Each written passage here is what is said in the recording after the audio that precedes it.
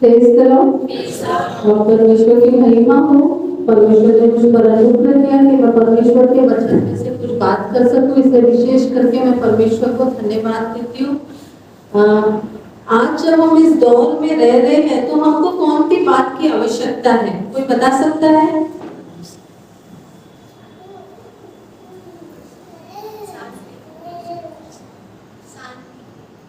शांति। और कोई बता सकता है? हाँ, धीरज। और किस बात की आवश्यकता है जब हम ये जीवन की दौड़ को दौड़ रहे हैं? किस चीज की हमको जरूरत है? आज हम जब इस दौड़ में दौड़ रहे हैं, हमको अगर जीवित रहना है, हमारे लाइफ में अगर हमको आशीषित होना है, तो हमको किस चीज की जरूरत है? परमेश्वर की। और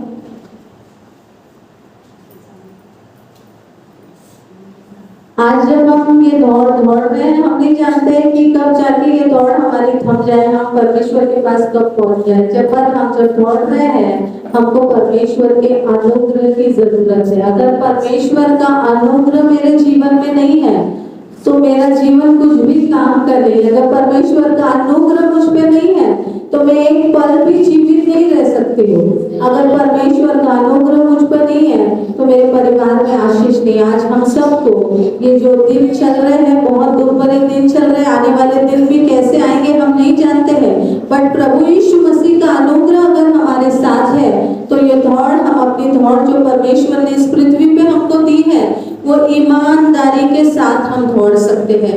अगर हम लोग देखेंगे पतरस 5 और 10, जब हम देखते हैं तो आज हमको किस बात की जरूरत है? या पतरस 5:10 में कहा जाता है, अब परमेश्वर वो सारे अनुग्रह का दाता है। हम देखते हैं पतरस 5:10 में कहा गया है कि परमेश्वर, जो हमारा परमेश्वर है, वो सारे अनुग्रह का दाता है। God is a God of grace. वो ऐसा परमेश्वर है जो हम पर अनुग्रह करना जानता है। कोई मनुष्य हम पर अनुग्रह नहीं कर सकता जब तक परमेश्वर का अनुग्रह हम पर ना हो। तो हमारा जो परमेश्वर है, पतरस में कहा जाता है कि वो ऐसा परमेश्वर है जो सारे अनुग्रह का दाता है, और अनुग्रह केवल उसी के द्वारा हमें प्राप्त होता है। कोई मनुष्य हम पर अनुग्रह नहीं कर सकता जब तक परमेश्वर का अनुग्रह हमारे साथ नहीं है। अगर हम देखेंगे याकूब 4 और 6 में वहां लिखा है, वह तो और भी अनुग्रह हमें देता है। वो ऐसा परमेश्वर है जो सारे अनुग्रह का दाता है, और वो ऐसा परमेश्वर है जो हमें और अनुग्रह देना चाहता है। वो क्योंकि हमसे बहुत प्रेम करता है, उसको पता है कि हमारी क्या तकलीफें हैं, वो जानता है, और वो चाहता है कि मैं अपने बच्चों को और अनुग्रह से भरूं, मैं अपने बच्चों को और अनुग्रह दूं, क्योंकि वो अनुग्रह का दाता है। और इतना ही नहीं है, वह तो और भी अनुग्रह हमको देता है। अगेन हम देखेंगे क्यों परमेश्वर हमको अनुग्रह को देना चाहता है। अगर हम यिर्मयाह 13 और 9 में देखेंगे, यिर्मयाह 13 और 9, वहां हम देखते हैं परमेश्वर कहता है यहूदियों के बारे में कि उन लोग क्या है, गर्व से भरे हुए हैं, और जहां गर्व होता है वहां परमेश्वर का अनुग्रह नहीं होता है। जो मनुष्य कहता है कि मैं अपने बल से सब कुछ कर सकता हूँ, मैं अपने बल से अपने परिवार को संभाल सकता हूँ, मैं अपने बल से अपने परिवार की हर एक जरूरतों को पूरा कर सकता हूँ, जहां गर्व होता है वहां परमेश्वर का अनुग्रह नहीं होता है, और गिरते हुए भी मनुष्य को समय नहीं लगता है। जो मनुष्य खुद पे बहुत भरोसा करता है, खुद के ऊपर उसको बहुत गर्व है, वो कभी भी गिर सकता है। अगर हम लोग यिर्मयाह में देखेंगे, वहां हम देखते हैं कि जो यहूदी और यरूशलेम के जो लोग थे, उनमें बहुत गर्व समाया था। और बाइबल हमको बताती है कि जो साधारण इंसान है, उनके अंदर गर्व आसानी से रहता है। थोड़ी कुछ अच्छा उनके जीवन में हो जाता है तो फट से गर्व उनके जीवन में आ जाता है कि मैं ये कर सकती हूँ, वो कर सकता हूँ मैं। पर अगर परमेश्वर का अनुग्रह नहीं, हमको गिरने के लिए एक समय भी नहीं लगता है। आज हमको परमेश्वर के अनुग्रह की बाट जोड़ने की जरूरत देखेंगे दूसरी बात कि अनुग्रह क्या है, परमेश्वर का अनुग्रह क्या है। अगर सेकंड दूसरा कुरिन्थियों 12:9 में देखेंगे, वहां पौलुस कहता है, तो एक पौलुस कहता है कि मेरा परमेश्वर पौलुस से कहता है कि मेरा अनुग्रह तेरे लिए काफी है।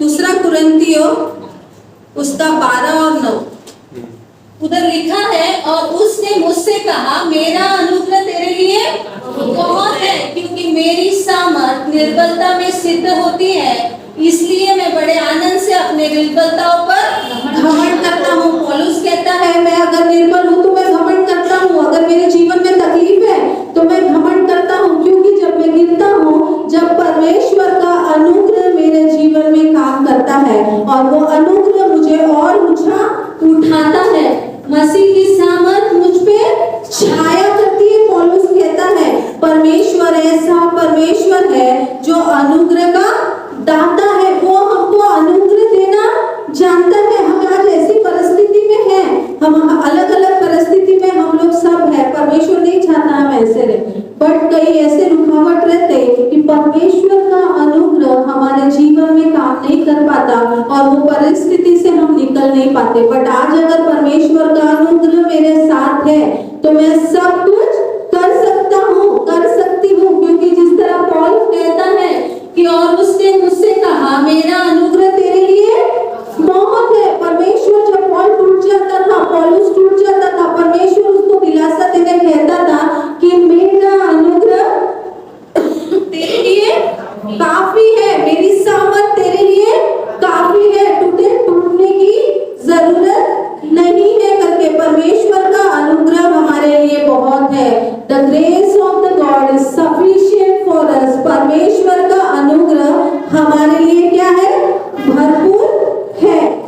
जब मैं मीरज में पढ़ा करती, जब मैं बॉम्बे में जॉब किया करती थी, तो मीरज के लिए मुझे IELTS की एग्जाम के लिए फॉरेन जाने के लिए मैं वहाँ एग्जाम देने गई। मेरे साथ जो लड़की आने वाली थी वो लड़की नहीं आई, तो मैं बोली कि ऑलरेडी 13,000 रुपये मैंने भर के वो एग्जाम में अपियर की थी, तो वो लड़की मुझे बोली कि मैं नहीं आना चाहती हूँ करके, क्योंकि मुझे कुछ प्रॉब्लम है। तो मैंने परमेश्वर से कहा प्रभु एक बार मैं वो एग्जाम में अपियर होना चाहती हूँ, तो मेरी मदद कर। और मेरे मन में आया क्यों हम किसी पे निर्भर रहना चाहिए, अगर परमेश्वर का अनुग्रह हमारे साथ है, परमेश्वर की उपस्थिति अगर हमारे साथ है तो हम कहीं भी पहुंच सकते हैं। और जब मैं मीरज में पहुंची, वहां में देखते हैं कि वहां कोई भी पहचान का नहीं था, और जब मैं मीरज में गई स्टेशन देख के मुझे पहले डर लग गया, क्योंकि मीरज जो सूरत में आता है, जब मैं वहां गई तो बहुत सारे लोग पीछे पीछे आ रहे थे, चलो चलो तुमको कहाँ जाना है, अकेली लड़की देख के मैंने वहां प्रार्थना की कि प्रभु तू मुझे एक ऐसा इंसान दे जो पूरा मीरज को जानता है और वो मुझे वहां ले जाके पहुंचाए। परमेश्वर का अनुग्रह हो, मैं आधा घंटा रुकी, कई लोगों की अलग अलग प्रकार की बातें सुन रही थी, पर एक अच्छा रिक्शे वाला एक पिता के रूप में मिला। मैंने उसको बताया कि अंकल मैं अकेली आई हूँ, मुझे यहाँ होटल भी चाहिए और एग्जाम की जगह भी मुझे जाके देखना है, तो मेरी 2 दिन की एग्जाम है, आने जाने में आप मुझे मदद करना करके। तो वो अंकल ने बोले ठीक है बेटा मैं मदद करूंगा। तो मुझे लेके गए, तो पहले मैंने बोली मुझे मेरा एग्जाम सेंटर बता दो अंकल कि मेरे एग्जाम सेंटर का है। उन्होंने लेके गए और मुझे बताए, तो मैंने वहां से स्वीट वगैरह खरीदी और उनको दी कि परमेश्वर ने मुझ पर अनुग्रह किया, कितना अच्छा ड्राइवर मिल गया, नहीं तो लोग जगह जगह घुमाते रहते हैं। फिर मैंने उनको बोली अंकल मुझे अभी रहने के लिए जगह भी चाहिए, तो उन्होंने बोले बेटा तुम मेरे घर में रह सकते, बट मेरा घर तो एक ही रूम का है, तो मेरे घर में 5 जन है, तो तुम कैसे रहोगे। मैं बोली अंकल आप आपके घर में नहीं, कहीं होटल होगा तो मुझे लेके चलो करके। जब मैं जा रही थी होटल देख रही थी, तो एक होटल में पहुंची, तो मैंने पूछी रूम है क्या, तो उन्होंने बोले किस लिए रूम चाहिए। मैं बोली मेरे एग्जाम है, उनको मैंने अपना पूरा डॉक्यूमेंट दिखाई, पूरा पेपर्स वगैरह सब दिखाई, तो उन्होंने मुझे अपना पासपोर्ट मांगे, मैंने उनको अपना पासपोर्ट दी, तो उन्होंने मेरा पासपोर्ट रख लिए। तो वो बोले कई लड़कियां ऐसे आती हैं रात में कोई और को लेके आती है एग्जाम के रूप में करके, तो आप लोगों का ये काम है कि बिजनेस करना, धंधा करना, आप जैसी बहुत सी लड़कियां आती है। मैंने ये सब वर्ड्स तो कभी सुनी नहीं थी, वहां मुझे रोना आ गया। मैंने बोली अंकल मैं ऐसी लड़की नहीं हूँ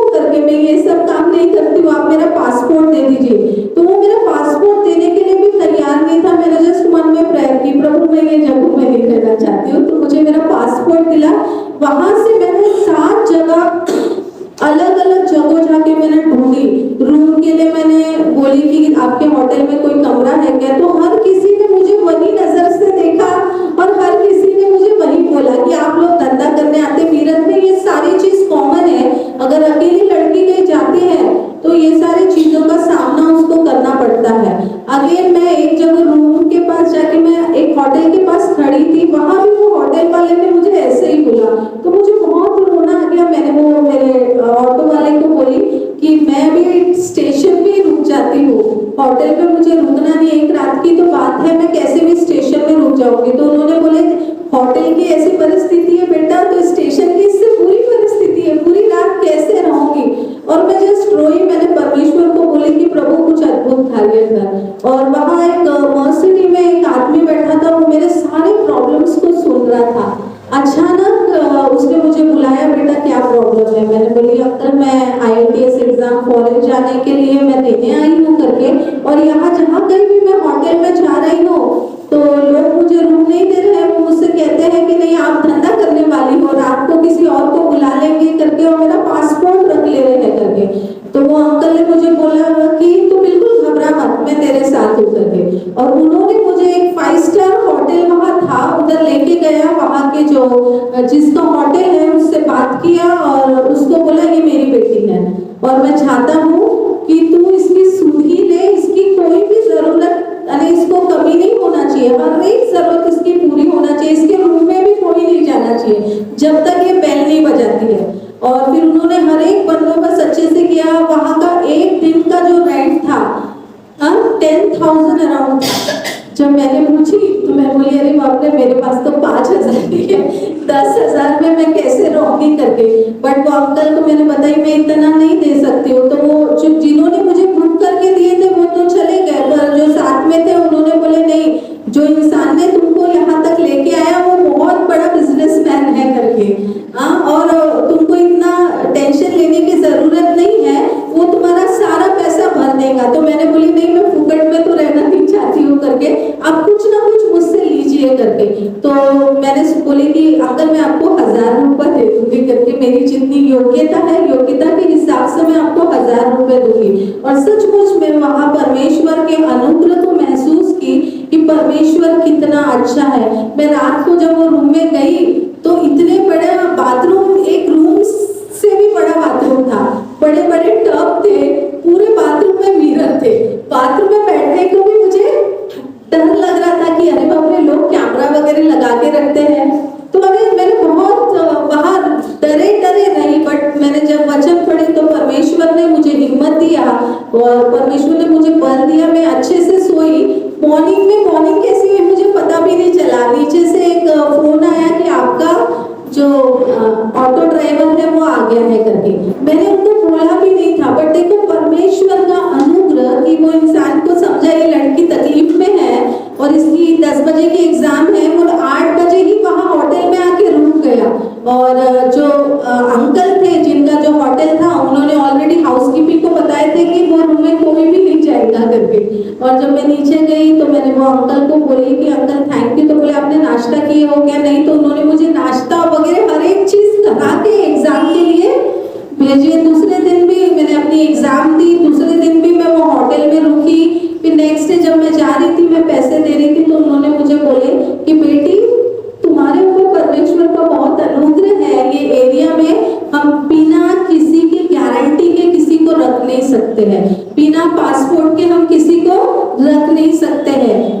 पर उन्होंने मेरा पासपोर्ट भी नहीं लिया। अरे परमेश्वर कितना अनुग्रहकारी है, हमारे साथ कोई भी नहीं होता है, बट परमेश्वर अगर हमारे साथ है तो हम हर एक जगह जीत सकते हैं। उसका अनुग्रह हमारे लिए काफी है, क्योंकि हम पतरस में देखे हैं, वचन कहता है कि परमेश्वर अनुग्रह का दाता है। वो ऐसा परमेश्वर है जो हम पर अनुग्रह करना जानता है। जब हम अपने आंसुओं के साथ परमेश्वर की ओर अपनी नजर को लगाते हैं, अपना मन जब टूटा हुआ उसके पास लेके जाते हैं, वो हमारे रास्तों को खोलना शुरू कर देता। मैंने अपने जीवन में आजमाया परमेश्वर के बहुत बड़े अनुग्रह को। जब मैं वहां से वापस भी जा रही थी, लोग मुझे पूछ रहे थे बिना पासपोर्ट के तुमको होटल में रहने कैसे दिए? अरे उन्होंने हमको पासपोर्ट भी नहीं लिए,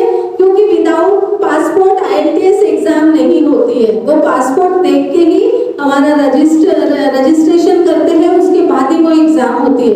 मतलब परमेश्वर का अनुग्रह, कोई हमारे साथ हो या नहीं हो, अगर मेरा परमेश्वर मेरे साथ है तो ये जीवन के दौड़ में मैं हर एक जंग को पार कर सकती हूँ। केवल हमको विश्वास रखने की जरूरत है कि परमेश्वर हमारे साथ है। अगर लूका में हम देखते हैं, लूका रचित सुसमाचार उसका 15 अध्याय 11 से 32 तक हम देखते हैं। यहाँ हम एक उड़ाऊ पुत्र के बारे में पढ़ते हैं कि किस तरह जो छोटा बेटा था अपनी सारी जायदाद लेके पिता से दूर चले जाता है और वहां जाके वो पूरा अपना उड़ा देता है, उसके पास कुछ भी नहीं होता है। बट वो मन को क्या करता है, मन को परिवर्तित करके वो निर्णय लेता है कि नहीं, मैं अपने पिता के पास आके माफी मांगूंगा। और जब वो आता है, हम देखते हैं उस पिता का अनुग्रह, वो दूर से उसको क्या करता है, पहचान लेता है और वो गले से लगाता है, उसके लिए बकरा कटाता है, उसके हाथ में अंगूठी को पहनाता है। ये है हमारे परमेश्वर का अनुग्रह। इतना ही नहीं, जब बड़ा बेटा आता है, जब उसको ये सारी बातें पता चलती है तो उसको बहुत बुरा लगता है कि मैं तो अपने पिता के साथ इतने दिन से रहा, ये छोटा बेटा पिता को धोखा देके चले गया, पर मैं पिता के साथ इतने दिन से रह रहा हूँ, पिता की सेवा कर रहा हूँ, पिता ने मेरे लिए एक भी बकरा नहीं कटवाया। अगर हम देखेंगे लूका रचित सुसमाचार 15 अध्याय उसका 31वां वचन 31, लूका रचित सुसमाचार 15 और 31, वो पिता अपने बड़े बेटे से क्या कहता है, उसने उससे कहा, पुत्र तू सर्वदा मेरे साथ है और जो कुछ मेरा है वह सब तेरा ही है ना। जो कुछ पिता का है वो हम सबका है। हमको वो अधिकार समझने की जरूरत है। आज जो प्रभु यीशु मसीह पर हम विश्वास कर रहे हैं, वो अनुग्रह का दाता है, वो अनुग्रह हम पर करना चाहता है। और यहाँ हम देखते हैं पिता अपने बेटे से कहता है, जो कुछ भी मेरा है वो सब कुछ तेरा ही। आज परमेश्वर हमसे कह रहा है कि जो कुछ मेरा है वो सब कुछ तेरा है। जो मेरा अनुग्रह है वो तेरे लिए काफी है, वो तेरा है। हम लोग देखेंगे कि जब प्रभु यीशु मसीह भी इस दुनिया में थे तो हम देखते हैं वहां वो अपने पिता उनसे कहता है, यूहन्ना रचित सुसमाचार 16 और 15 में अगर हम देखेंगे, यूहन्ना रचित सुसमाचार उसका 16 अध्याय और 15वां वचन, वहां हम देखते हैं वहां पिता कहता है कि जो कुछ भी पिता का है वह सब, प्रभु यीशु मसीह कहता है जो कुछ भी पिता का है वो सब कुछ मेरा है।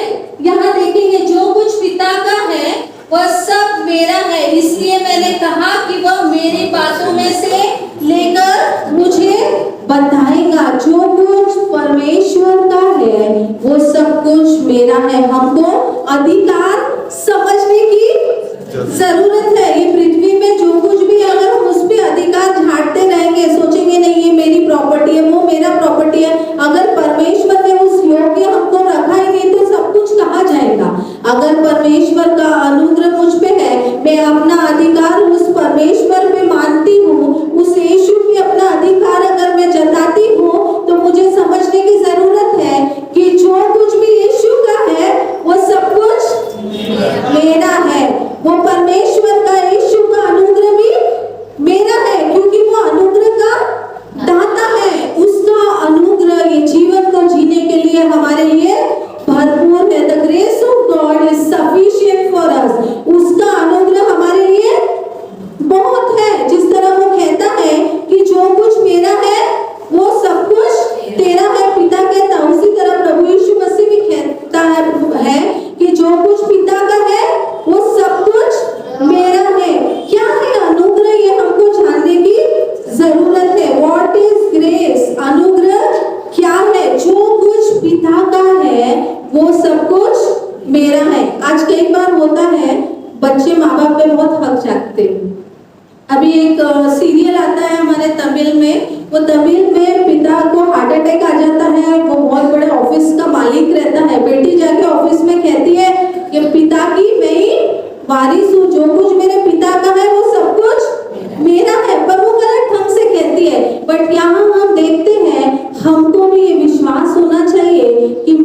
परमेश्वर कौन है? राजाओं का राजा है, प्रभुओं का प्रभु है। वो मुझे छोड़ने वाला नहीं है। जो कुछ भी उसका है वो मेरा है। अगर मैं अधिकार से वो बात को मानती हूँ और अधिकार जताती हूँ मेरे पिता पे, तो उसका अनुग्रह हमसे दूर नहीं रहेगा। उसका अनुग्रह ये जीवन जीने के लिए काफी है, क्योंकि परमेश्वर हमसे बहुत प्रेम करता है और वो चाहता है कि मेरे बच्चे अनुग्रह पे अनुग्रह, अनुग्रह पे अनुग्रह पाते जाए। आज हमारे जीवन में अगर अनुग्रह नहीं हो रहा है परमेश्वर का, हमको सोचने की जरूरत है कि मेरे जीवन में कहाँ रुकावट है, क्यों मेरे जीवन में मैं परमेश्वर के अनुग्रह को पारी नहीं हूँ। मेरी छोटी बहन जो है उसका एक्सीडेंट हो गया था। जब एक्सीडेंट हुआ तो उसकी मुंह की पूरी हड्डियां टूट गई थी, बहुत बुरी तरह टूट गई थी। और परमेश्वर के अनुग्रह से मैं एक हॉस्पिटल में मैटरनी थी, तो जब मैं उसको देखने गई तो वो सिटी स्कैन में थी। मैं देख के उसको बहुत डर गई कि अब ये बचेगी कि नहीं बचेगी। मैंने वहां परमेश्वर से प्रार्थना की कि परमेश्वर कई दिन से मैं तुझसे प्रार्थना करती हूँ कि इसके गर्भ को तू आशीषित कर प्रभु। तेरा वचन मुझे मिलता है कि मैं उसके गर्भ को आशीषित करने वाला हूँ, बट अभी उसकी ऐसी परिस्थिति आ गई है प्रभु कि उसका मुंह, उसका सर, सब कुछ फूट गया है। कई डॉक्टर कहते हैं कि शायद हो सकता है कि वो बचेगी नहीं, क्योंकि उसका जो ये नोज का जो ओपनिंग था वो टूट गया था, आंखें टूट गई थी, अंदर का जो मैंडिबल रहता है, टार्ट रहता है, वो सब कुछ टूट गई थी। जब मैं वहां बैठी थी मेरे मन में आया कि मैं ये हॉस्पिटल में तो बार बार उसको विजिट करने नहीं आऊंगी। मेरे मन में आया कि नहीं, तुम जहाँ काम करते हो वहाँ हॉस्पिटल में फोन करो। मैंने वहाँ के मेडिकल ऑफिसर को फोन की और मैंने कहा कि सर मेरी बहन का एक्सीडेंट हुआ। तो उन्होंने कहा अरे मैट्रन, आपकी बहन का एक्सीडेंट हुआ और आप दूसरे हॉस्पिटल में लेके जा रहे हैं, इधर इमीडिएटली लेके आओ करके। और मैं जब मेरी बहन को वहां से छुट्टी भी नहीं मिल रही थी, बट कैसे हमने आर्ग्यूमेंट करके उसको लेके आए, इमीडिएट एक्शन उसके ऊपर लिए। और परमेश्वर की को मैं धन्यवाद देती हूँ कि जो उसको ब्रेन में बहुत जोर के लग गया था या पूरा ने ब्लड क्लॉट जम गया था, तो मैं सोची शायद हो सकता है ब्रेन हैमरेज हो जाए, बट परमेश्वर का अनुग्रह कि उसको ब्रेन में कुछ भी तकलीफ नहीं हुई है। और जो मैं सोची थी कि न्यूरो सर्जन को भी दिखाना पड़ेगा, बट मैंने प्रार्थना की कि प्रभु न्यूरो वगैरह का प्रॉब्लम उसको बिल्कुल भी मत देना, और परमेश्वर ने वैसे ही किया। उसको बिल्कुल न्यूरो का जो डॉक्टर था उसके अंडर में नहीं डाला, बट जब हमने उसका फेस देखे तो मल्टीपल फ्रैक्चर्स थे उसके फेस में। अगेन उसका नोज पूरा ब्रेक हो गया था, उसका मैंडिबल पूरा टूट गया था, वो इटक तक नहीं सकती थी, राइस ट्यूब डालना भी बहुत मुश्किल था। मैंने वहां परमेश्वर से प्रार्थना की कि प्रभु तू अपना शपथ पूरा करने वाला परमेश्वर है, you are the promise keeping God master, तू कुछ अद्भुत कार्य कर। और सचमुच जब सिटी स्कैन की रिपोर्ट आई तो उन्होंने बोले कि नहीं, न्यूरोलॉजिकल कोई प्रॉब्लम नहीं, हमको केवल प्लास्टिक सर्जन को दिखाना पड़ेगा। वजेनिया डिसोजा सर है, वो सर इमीडिएटली आते नहीं है, अगर आज उनको बुलाए तो 3 दिन के बाद आगे वो पेशेंट्स को देखते हैं, और वो आउट ऑफ स्टेशन भी थे। मैंने प्रार्थना की प्रभु हम तो, मेरी तो कुछ योग्यता नहीं, वो बड़े बड़े डॉक्टर हैं, हम नर्सेस के बुलाने पर कैसे आएंगे, बट तू अनुग्रह कर प्रभु और अद्भुत कार्य कर, क्योंकि ये बेटी के जीवन में तो अद्भुत कार्य करने जा रहा है। और सचमुच जब मैंने फोन की कि सर मेरी बहन का एक्सीडेंट हो गया, आप आ सकते हो क्या, इमीडिएटली उन्होंने कहा मैट्रिन आपकी बहन है कि वेरोनिका, तो मुझे पहले क्यों नहीं फोन की है करके। और इमीडिएटली वो आए, उन्होंने ओटी का अरेंजमेंट किया। अगेन जो स्क्रूज वगैरह लगते हैं, वो स्क्रूज का रेट अगर हम देखेंगे तो 1.5 लाख था। मैं बोली प्रभु अभी मैंने एडमिट तो कर ली, अभी 1.5 लाख सिर्फ उसके ऑपरेशन में जो स्क्रूज डाल रहे हैं उसका खर्चा है, कैसे होगा प्रभु। अने टोटल 2.5-3 लाख उसको वहां लगने वाले थे। और जब मैंने इमीडिएटली उसको आईसीयू में जाके लेके गई तो मेरे आईसीयू इंचार्ज ने बोले वेरोनिका टेंशन नहीं लेना, फ्री ऑफ कॉस्ट हम तेरी बहन को रखेंगे आईसीयू में, अगर कोई पेशेंट आए तो देखेंगे। बट परमेश्वर का इतना बड़ा अनुग्रह कि उसको वहां का आईसीयू का 10,000 चार्ज है, पर उसको फ्री ऑफ कॉस्ट रखे। देन ऊपर उन्होंने जो सेमी आईसीयू है उधर उसको पूरे 7 डेज वहां रख के ट्रीटमेंट की। और जब प्लास्टिक सर्जन आया तो उसने भी जो प्रोस्थेसिस वाले हैं, जो कंपनी वाले, उनसे बात किया कि मेरे स्टाफ है इनको कंसेशन दो करके। और ओटी स्टाफ भी मेरे सारे स्टाफ पहचान के थे, आप बिलीव नहीं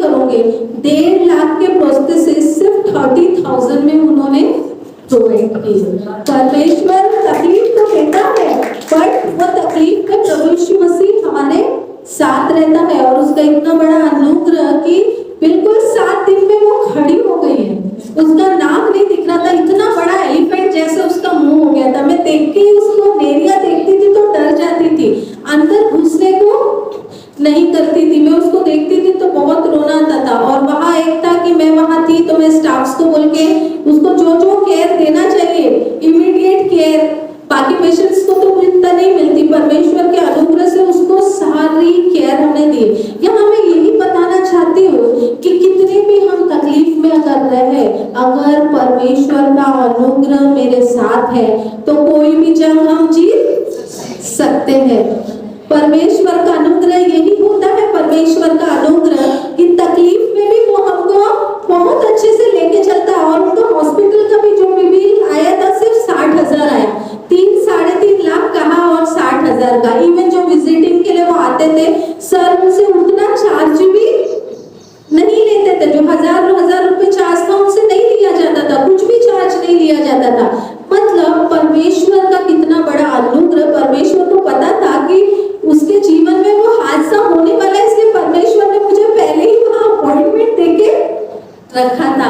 ये है हमारा परमेश्वर। जब तकलीफ आती है उसके पहले से वो हमारे लिए प्लान करके रखता है कि मेरे अनुग्रह से मैं इसको बचाऊंगा। वो हमको कुछ सिखाना चाहता है, वो हमारे जीवन में अपने अद्भुत कार्यों को दिखाना चाहता है। परमेश्वर का अनुग्रह हमारे लिए काफी है। अगर हम दूसरा कुरिन्थियों 9 और 8 को देखेंगे, वहाँ वचन कहता है परमेश्वर सब प्रकार का अनुग्रह तुम्हें बहुतायत से देता है। दूसरा कुरिन्थियों 9 और 8 यहाँ हम देखते हैं, परमेश्वर सब प्रकार का अनुग्रह तुम्हें बहुतायत से देता है, जिससे हर बात में और हर समय सब कुछ जो तुम्हें आवश्यकता हो तुम्हारे पास रहे, और हर एक भले काम के लिए तुम्हारे पास बहुत कुछ हो। ये है परमेश्वर का अनुग्रह।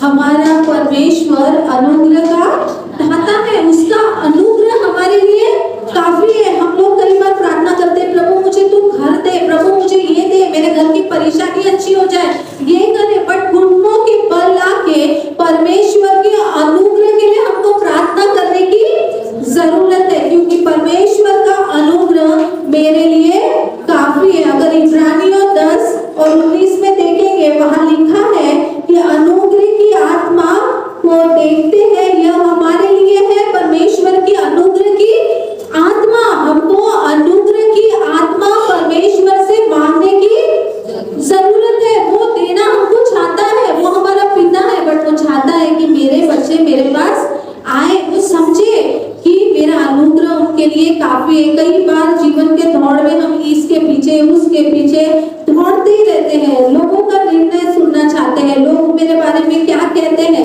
ये सुनना चाहते हैं। बट प्रभु यीशु मसीह अगर मेरे बारे में क्या कहता है, अगर हम वो सुनना चाहें तो उसका अनुग्रह हमारे जीवन में बहुतायत से काम करता है, क्योंकि उसका अनुग्रह हमारे लिए काफी है। रोमियो 11 अगर 19 में हम देखते हैं, वहां लिखा है पवित्र आत्मा के दान आपके लिए है। हम सबके लिए परमेश्वर ने पवित्र आत्मा के दानों को रखा है। और परमेश्वर का वचन कहता है कि पहले तुम परमेश्वर की राज्य की खोज करो, मैं हर एक वस्तु तुमको दे दूंगा। पवित्र आत्मा के दानों के लिए हमको प्रार्थना करने की जरूरत है, क्योंकि परमेश्वर का अनुग्रह मेरे लिए काफी है। परमेश्वर का अनुग्रह मेरे लिए काफी है। अगर दूसरा कुरिन्थियों 9 और 8 में अगर हम देखेंगे, वहां लिखा है हम परमेश्वर के अनुग्रह के लिए हमको प्रार्थना करने की जरूरत है। दूसरा कुरिन्थियों 9 और 8 पूरा लिखा है, और परमेश्वर सब प्रकार का अनुग्रह तुम्हें बहुतायत से दे सकता है, जिससे हर बात में और हर समय सब कुछ जो तुम्हें आवश्यक हो तुम्हारे पास रहे, और हर एक भले काम के लिए तुम्हारे पास बहुत कुछ रहे, थोड़ा नहीं रहे। परमेश्वर चाहता है बहुत कुछ रहे। आज भी हमारे जीवन में बहुत कुछ नहीं है,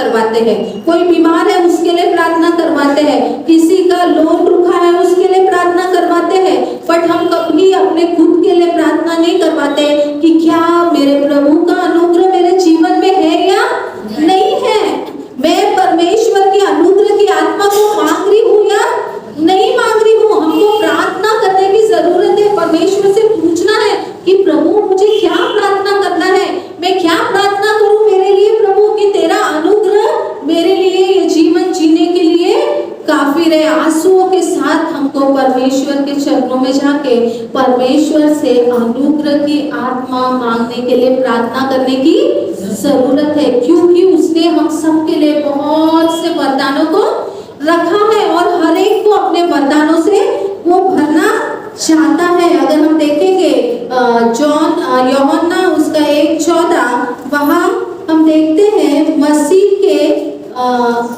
यूहन्ना 1:14, जब हम परमेश्वर को अपना दिल देते हैं उसका अनुग्रह हम पर आता है। वो परमेश्वर जीवित है। पौलुस कहता है अब मैं नहीं जीवित हूँ बट प्रभु मुझ में जीवित है, उसका कार्य मेरे जीवन में होते रहता है। पौलुस जैसा कहता है कि अब मैं जीवित नहीं बट प्रभु मुझ में जीवित है और प्रभु यीशु मसीह का कार्य मुझ में होते रहता है। अगर पहला तीमुथियुस देखेंगे 2:7, दूसरा तीमुथियुस 1:14, वहां हम देखते हैं पहला तीमुथियुस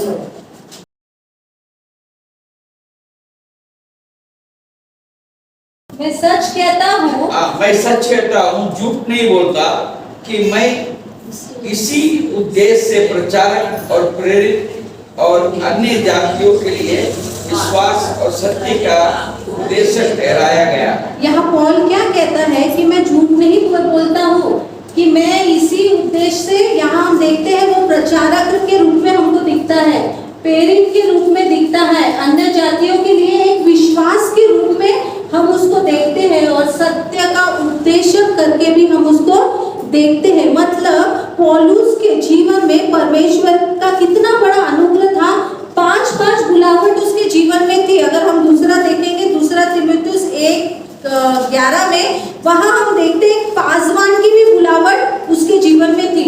अगर यह 4 बुलावट है, जैसे हम देखते हैं पहला तीमुथियुस 2:7, पहला अली उसमें 4 बुलावट के बारे में हम देखते हैं। पहला तीमुथियुस 2:7 में एक प्रेरित के रूप में परमेश्वर ने उनको क्या करा, बुलाया है। देन एक प्रचारक के रूप में बुलाया है, अन्य जातियों के बीच में के लिए एक विश्वास के रूप में परमेश्वर ने पौलुस की बुलाहट रखा है। अगेन एक उपदेशक के रूप में पौलुस की बुलाहट परमेश्वर ने रखा। और पहला तीमुथियुस अगर हम लोग दूसरा तीमुथियुस 1:11 देखते हैं, वहां हम ये भी देखते हैं कि परमेश्वर ने उसको एक पास्टर के रूप में भी बुलाया है। मतलब उसके जीवन में 5 बुलावट परमेश्वर ने रखी है। आज हम सबके जीवन में भी परमेश्वर का बहुत बड़ा अनुग्रह है। हम परमेश्वर के भवन में ऐसे ही नहीं आए हैं, हर किसी के जीवन में परमेश्वर ने बुलाहट को रखा है। जिस तरह पौलुस ने परमेश्वर के अनुग्रह को जाना कि नहीं, परमेश्वर ने मुझे अलग अलग बुलाहट से लोगों के बीच में कार्य करने को बुलाया है, अलग अलग बुलाहट से लोगों के बीच में रहने को बुलाया है, तो पौलुस के जीवन में हम अद्भुत कार्य को देखते हैं। यहाँ अगर हम लोग पहला कुरिन्थियों 4:15 में देखेंगे तो वहां हम और एक बात देखते हैं कि पास्टर के रूप में भी पौलुस को बुलाया गया है। परमेश्वर की बुलाहट 5 प्रकार से पौलुस के जीवन में हम देखते हैं। पौलुस कहता है कि परमेश्वर का अनुग्रह से यह बुलाहट मुझ में आई है और परमेश्वर के अनुग्रह से आज मेरे द्वारा अद्भुत कार्य हो रहा है। हम परमेश्वर के बच्चे हैं। पौलुस देखो आत्मिक वरदान की बुलाहट को वो पहचानता है और उस बुलाहट की और निशाना लगा के वो क्या कर रहा है, अपना काम कर रहा है। परमेश्वर ने भी हमारे जीवन में अलग अलग प्रकार की बुलाहट रखे हैं और इतना ही अद्भुत अनुग्रह जो हम हर किसी को बहुतायत से प्रभु यीशु मसीह देना चाहता है। और हम लोग अगर पढ़ेंगे पौलुस की पत्री, उसमें हम देखते हैं कि पौलुस के जीवन में बहुत अद्भुत काम प्रभु यीशु मसीह करता है। अभी हम एक बात देखेंगे। हमने देखे कि परमेश्वर का अनुग्रह क्या है। अभी हम देखेंगे कि परमेश्वर अपना अनुग्रह किसको देना चाहता है। परमेश्वर अपना अनुग्रह किस पर प्रकट करता है, किन लोगों के लिए परमेश्वर अपना अनुग्रह को, अपनी अनुग्रह की आत्मा को देना चाहता है। अगर हम लोग नीति वचन 3 और 34 अगर पढ़ेंगे, नीति वचन 3 और 34 अगर पढ़ेंगे, वहां लिखा है कि वह उन लोगों पर अनुग्रह करता है जो आत्मा में दीन होते हैं, जो दीन है, जो नम्र है, वो लोगों पर प्रभु यीशु मसीह क्या करता है, अपना अनुग्रह करता है। वचन लिखा है, ठट्टा करने वालों से वो निश्चय ठट्टा करता है और दीनों पर वो अनुग्रह करता है। आज हमको दीन बनने की जरूरत है। अगर हम अपने जीवन में दीन बनते, हमें कोई बात का गर्व नहीं है, तो आज परमेश्वर का अनुग्रह हमारे ऊपर आने के लिए तैयार है। अगर हम याकूब देखेंगे 4:6 में भी यही बात को हम देखते हैं। पहला पत्रस 5:5 में हम यही बात को देखते हैं कि जो लोग दीन हैं, परमेश्वर अपना अनुग्रह उन पे करना जानता है। आज हमको दीन बनने की जरूरत है। हम किस बात पे गर्व करते हैं? ये सुंदरता अगर है तो कितने दिन चलेंगी? मैं जब न्यू मेमोरियल में काम करती थी, एक लेडी जो थी उसको अपने ऊपर बहुत गर्व था। वो बहुत स्मार्ट हूँ करके हर किसी को मेरे जैसे सुंदर कोई नहीं। अचानक एक दिन उस पति पत्नी में झगड़ा होता है और वो गुस्से में अपने ऊपर केरोसिन डाल के जल जाती है। इतनी बुरी तरह से जलती है कि नाक, आँख, हाथ पैर हर एक चीज पिघल जाती है। कहाँ गया वो सुंदरता? ये सब नाशवान है। बट अगर प्रभु यीशु मसीह का अनुग्रह मेरे साथ है तो मैं सब कुछ कर सकती हूँ, क्योंकि प्रभु का अनुग्रह ये जीवन जीने के लिए काफी है। इसलिए पौलुस कहता है कि हमको अनुग्रह की जरूरत क्यों है। परमेश्वर किसको अनुग्रह देता है? जो दीन है, जो मन के नम्र है, जो एक के ऊपर तरस खाता है, जिसकी आंखें गर्व से फूली हुई नहीं है। थोड़ा सा हमारे जीवन में कुछ अच्छा हो जाता है तो हमारे अंदर गर्व आ जाता है, हम दूसरों का नाम रखना शुरू कर देते हैं। बट हमको समझने की जरूरत है, मेरा परमेश्वर को वही बात भाती है कि मैं दीन रहूं। चाहे मेरे जीवन में कितनी भी आशीष आए, अगर हम दीन हैं तो जीवन में हम सब कुछ पा सकते हैं। हमको दीन बनने की जरूरत है। अगर नम्र है, परमेश्वर का अनुग्रह दौड़ के हमारे पास आएगा और उसे कोई भी रोक नहीं सकता है। आप अपने जो फर्स्ट मुख्य ये प्रेसिडेंट थे, कौन थे? डॉक्टर राजेंद्र प्रसाद। एक दिन मैं उनके बारे में न्यूज सुन रही थी। एक दिन उन्होंने पूरे पॉलिटिशियंस वालों का भोजन रखा। उन्होंने पूरे पॉलिटिशियंस को अपने वो मंत्रालय में बुलाया और उनके लिए भोजन रखा। और जब भोजन तैयार हो गया तो सब लोग मेज पे आके बैठे हुए थे। और जब ये भी आते हैं और मेज पे बैठते हैं, और जब वो बैठते हैं तो वो ऐसे करके मुंडी नीचे करके अपने आंखों में पोंछते रहते हैं। वहाँ उनकी पोती भी रहती है। वो पोती उनसे पूछती है कि दादाजी क्या हो गया, आपके आंख में कुछ कचरा चले गया? तो वो कहते हैं, बेटा मेरे आंख में कुछ भी कचरा नहीं गया, मुझे अपने वो पहले के दिन याद आ गए जब तुम्हारी दादी हुआ करती थी। मेरे पास खाने को कुछ भी नहीं था, मेरे पास कुछ पैसे नहीं रहा करते थे। मैं तो शिक्षक था, बट फिर भी मुझे इतना सैलरी नहीं था कि मैं एक प्लेट भी खरीद के लाऊं।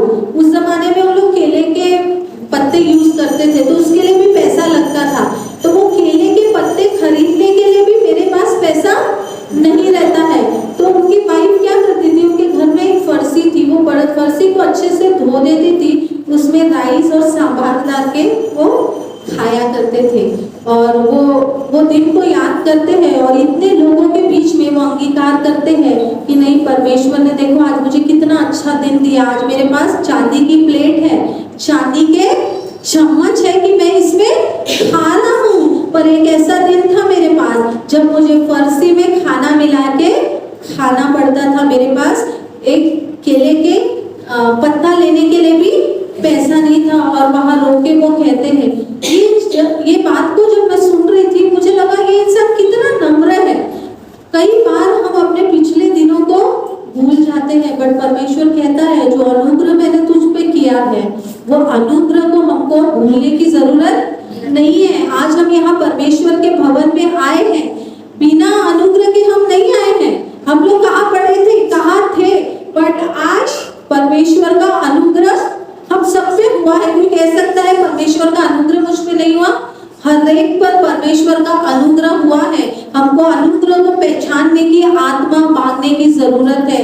हमको पहचान परमेश्वर से कहना है कि प्रभु तू मुझ पे रोज अनुग्रह करता है बट मैं तो जानती ही नहीं हूँ। हमको प्रार्थना करने की जरूरत है कि प्रभु जो अनुग्रह तू मुझ पे कर रहा है वो अनुग्रह की आत्मा मुझे दर्शाए कि देख प्रभु तूने मुझ पर ही अनुग्रह किया, क्योंकि हम एहसान फरामोश रह जाते, परमेश्वर के अनुग्रह को भूल जाते हैं। बट वो परमेश्वर रोज हम पर अनुग्रह करता है।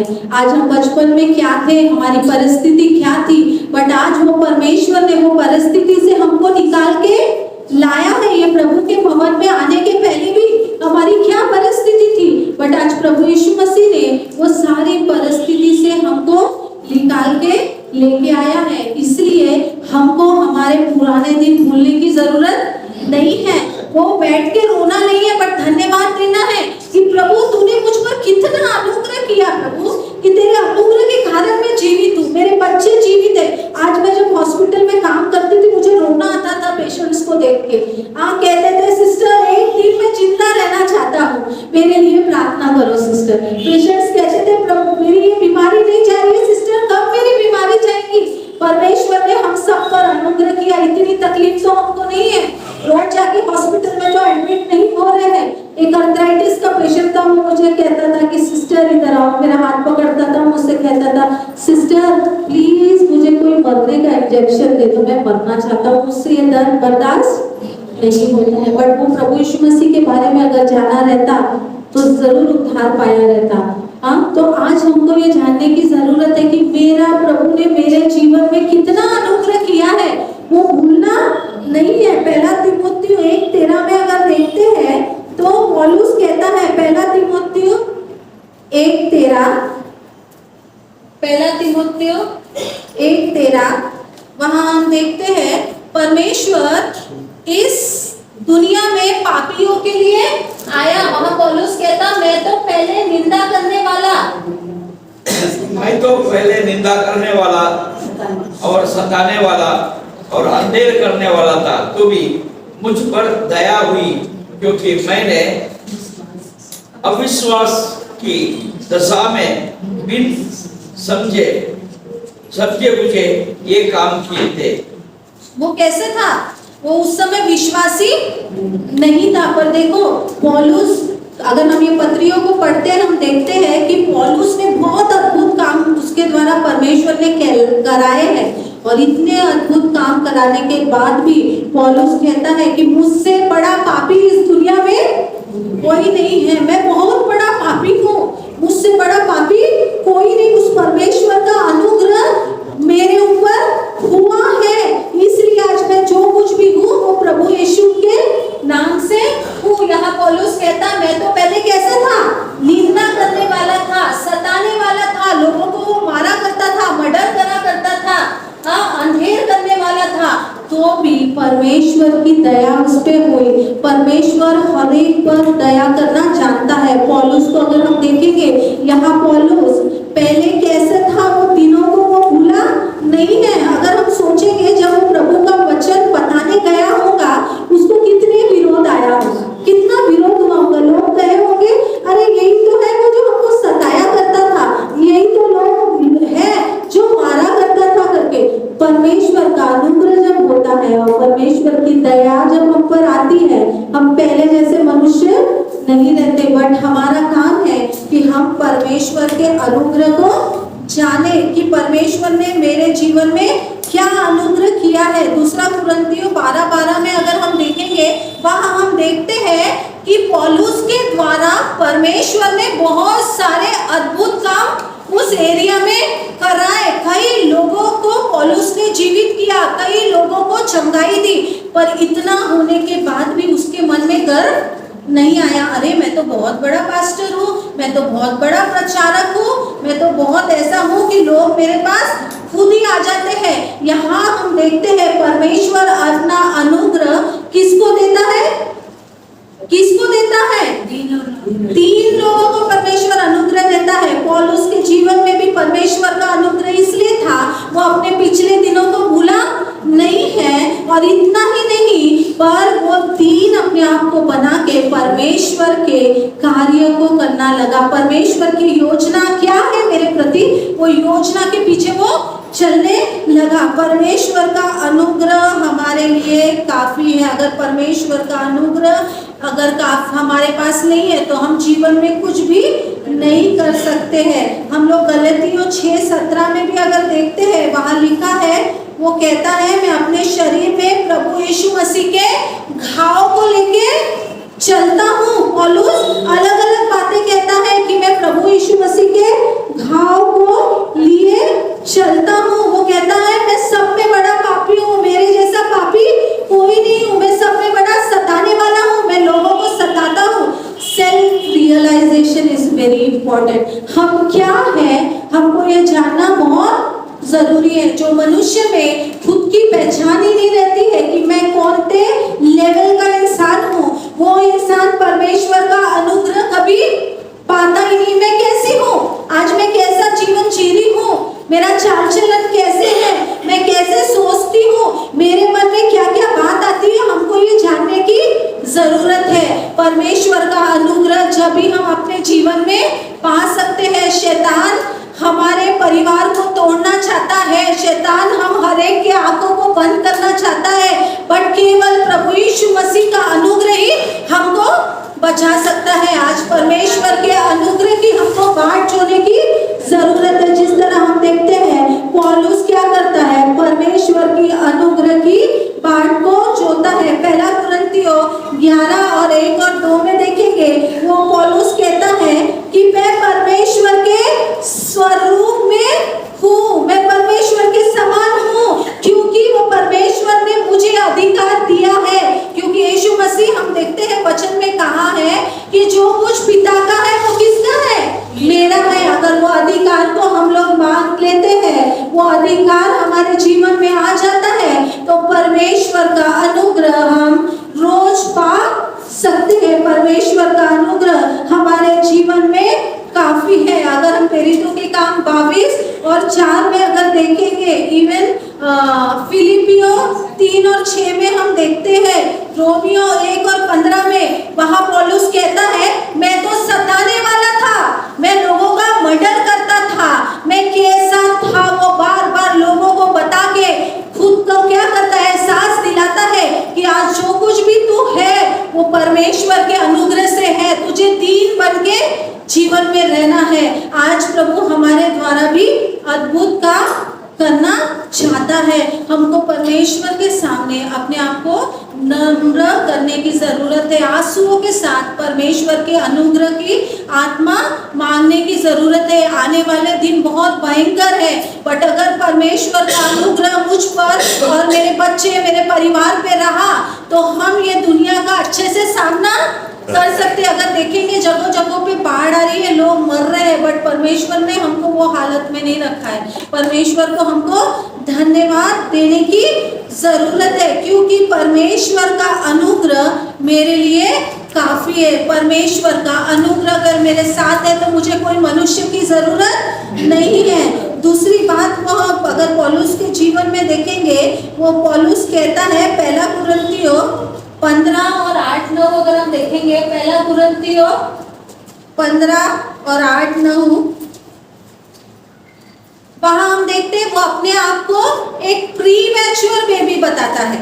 मतलब प्री मैच्योर का मतलब डिलीवरी जिसकी होती है उसको पता है, जो बच्चा 9 महीने के पहले पैदा हो जाता है, 7वें महीने में, 8वें महीने में वो बच्चे का ग्रोथ ठीक से नहीं होता है, तो हम उसको प्री मैच्योर बेबी करके कहते हैं। हाँ, इंग्लिश में उसको प्री मैच्योर, मतलब जिसमें मैच्योरिटी नहीं आई है, जिसके हाथ पैर अभी बड़े नहीं यहाँ कहता है पहले कुरिन्थियों 15:8 और 9 में पौलुस हमको बताता है, और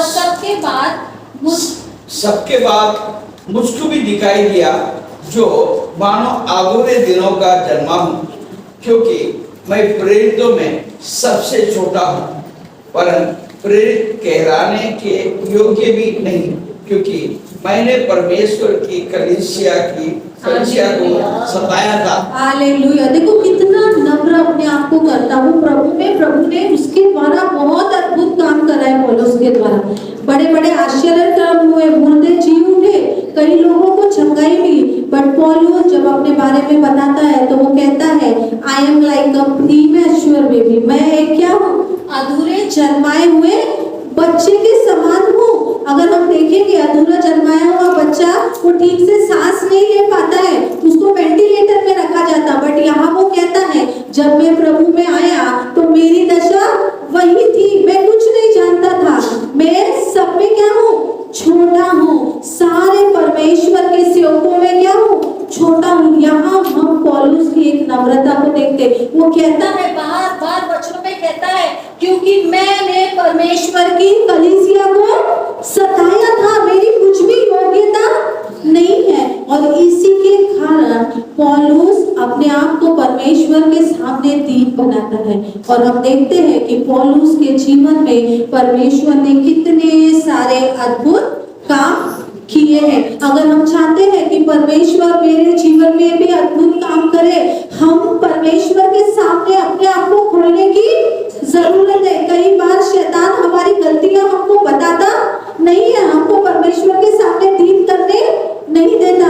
बट वचन कहता अगर परमेश्वर मुझे मेरे गलतियों का एहसास ना दिलाए तो मैं कहाँ रहूंगा मुझे नहीं पता। हमको परमेश्वर से प्रार्थना करने की जरूरत है कि प्रभु तुम मुझे क्या कर, मुझ पर अनुग्रह कर प्रभु, मैं जो गलती करती हूँ तू मुझे एहसास दिला कि मैं अपने जीवन की आशीषों को पा सकूं। आज हमको परमेश्वर के अनुग्रह के लिए प्रार्थना करने की जरूरत है, क्योंकि प्रभु यीशु मसीह का अनुग्रह मेरे लिए काफी है। His grace is sufficient for me। और कोई चीज की मेरे को जरूरत नहीं है। अगर प्रभु यीशु मसीह मेरे साथ है तो ये दुनिया को भी मैं हिला के रख सकती हूँ। मेरे निर्बलता में पौलुस कहता है वो मुझे क्या करता है, बल देता है। जब भी हम टूटते हैं, हमारे जीवन में परेशानी आती है, हमको टूटने की जरूरत नहीं है। पौलुस के समान हमको कहना है कि आज मैं निर्बल हूँ, बट प्रभु ने मुझे निर्बल इसलिए बनाया है कि वो अपने नए बल से मुझे भरने चाहता है, वो नए बल से मुझे भरना चाहता है। और प्रभु आज हमसे यही कहता है कि हमको अनुग्रह की आत्मा उसको मांगने की जरूरत है। वो कहता है मैं अनुग्रह का दाता हूँ, मैं हर एक पर अनुग्रह करना चाहता हूँ, मैं किसी को तकलीफ में देखना नहीं चाहता हूँ, पर मैं ये चाहता हूँ कि पहले तुम मुझे समझना सीखो, मैं तुमसे क्या चाहता हूँ, तुम्हारा जीवन कैसे रहना चाहिए, तुम्हारा बातचीत कैसे रहना चाहिए। वचन कहता है जिसके सुनने के कान हो वो